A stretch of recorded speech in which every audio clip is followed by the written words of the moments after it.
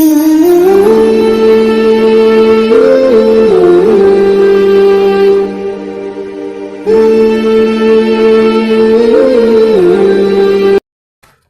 و نصلی علی رسولہ الکریم، اما بعد فاعوذ باللہ من الشیطان الرجیم، بسم اللہ الرحمن الرحیم۔ السلام علیکم ورحمۃ اللہ وبرکاتہ۔ بسم اللہ الرحمن الرحیم، سورہ نساء آیت 37۔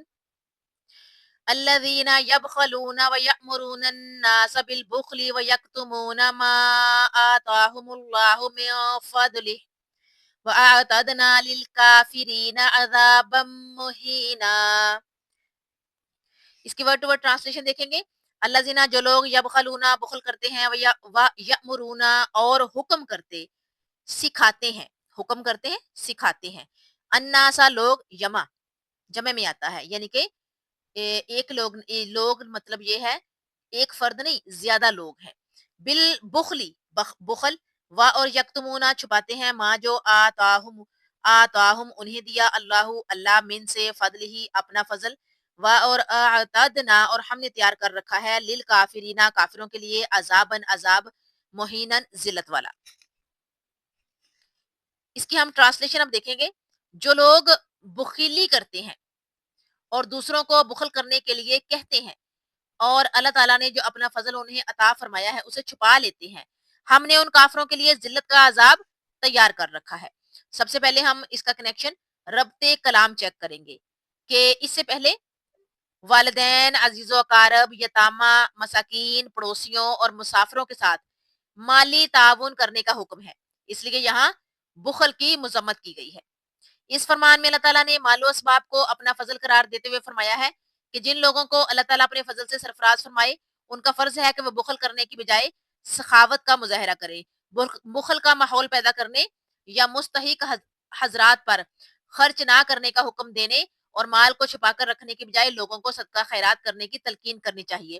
مال چھپا کر رکھنے کی بجائے اللہ تعالیٰ کی رضا کی خاطر خرچ کرنا چاہیے۔ جو لوگ بخل کرنے کے ساتھ دوسروں کو بخل کے لیے کہتے ہیں، ایسے نہ شکرے اور نافرمانوں کے لیے اللہ تعالیٰ نے نہایت ہی رسوا کن عذاب تیار کیا ہے۔ یہاں صرف خرچ کرنے کا حکم نہیں دیا بلکہ اللہ تعالیٰ کی رضا کے لیے خرچ کرنے کا حکم، اللہ تعالیٰ کی رضا کے لیے خرچ کرنے کا حکم دیا ہے۔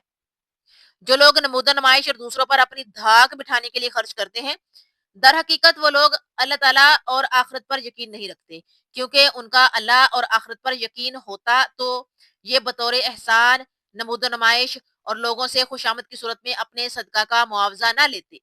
اگر ان کا آخرت پر یقین ہوتا تو یہ دنیا میں عارضی شہرت کی خاطر آخرت کا دائمی اجر ضائع نہ کرتے۔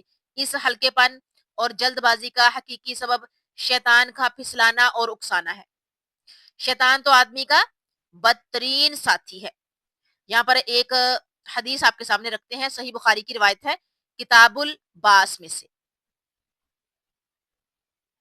حضرت ابو ہریرہ رضی اللہ تعالیٰ عنہ بیان کرتے ہیں کہ رسول اللہ صلی اللہ علیہ وآلہ وسلم نے بخیل اور صدقہ دینے والے کی مثال دی کہ اس کی مثال دو آدمیوں کی طرح ہے جو ہاتھ، سینے اور حلق تک فولادی قمیض پہنے ہوئے ہوں۔ صدقہ دینے والا جب بھی صدقہ کرتا ہے تو اس کا جبہ کشادہ ہو جاتا ہے اور وہ اس کی انگلیوں تک بڑھ جاتا ہے اور قدموں کو ڈھانک لیتا ہے، اور بخیل جب صدقہ کا ارادہ کرتا ہے تو اس کا جبہ اس سے چمٹ جاتا ہے، یہاں تک ہر حلقہ اپنی جگہ پر جم جاتا ہے۔ حضرت ابو ہریرہ رضی اللہ تعالیٰ عنہ نے بیان کیا کہ میں نے نبی کریم صلی اللہ علیہ وآلہ وسلم کو دیکھا، آپ اپنی انگلیوں سے اپنے گریبان کی طرف اشارہ کر کے بتا رہے تھے کہ تم دیکھو گے کہ وہ اس کو کھولنا چاہے گا لیکن وہ نہیں کھلے گا۔ یہ بخیل کی بات ہو رہی ہے۔ صحیح بخاری کی ایک اور روایت آپ کے سامنے کتاب الزکوٰۃ میں سے رکھتے ہیں کہ حضرت ابو ہریرہ رضی اللہ تعالی عنہ فرماتے ہیں کہ نبی کریم صلی اللہ علیہ وآلہ وسلم نے فرمایا، ہر صبح دو فرشتے اترتے ہیں، ان میں سے ایک یہ آواز لگاتا ہے، اے اللہ خرچ کرنے والے کو اور عطا فرما، اور دوسرا یہ آواز لگاتا ہے، اے اللہ نہ خرچ کرنے والے کا مال ختم کر دے۔ اب اس آیت کے مسائل دیکھیں گے۔ نمبر 1، بخل کرنے والے کو اللہ تعالیٰ ذلت امیز عذاب دیں گے۔ نمبر 2، نمود و نمائش کے لیے خرچ کرنے والے شیطان کے ساتھی ہیں۔ تفسیر بالقرآن دیکھیں گے شیطان بدترین ساتھی ہے، قرآنی آیات سے آپ کے سامنے رکھتے ہیں حوالہ جات کہ شیطان انسان کا دشمن ہے، سورہ بقرہ آیت 168۔ نمبر 2، شیطان کی رفاقت کا بدترین انجام، سورہ فرقان آیت 27 سے 29 تک، 27، 28، 29۔ نمبر 3، شیطان بے وفائی سکھلاتا ہے، سورہ حشر آیت 16۔ نمبر 4، شیطان بدترین ساتھی ہے، سورہ نساء آیت 38۔ نمبر 5، شیطان نے حضرت آدم علیہ السلام کے ساتھ دشمنی کی، سورہ اعراف آیت 20، 21 اور 22۔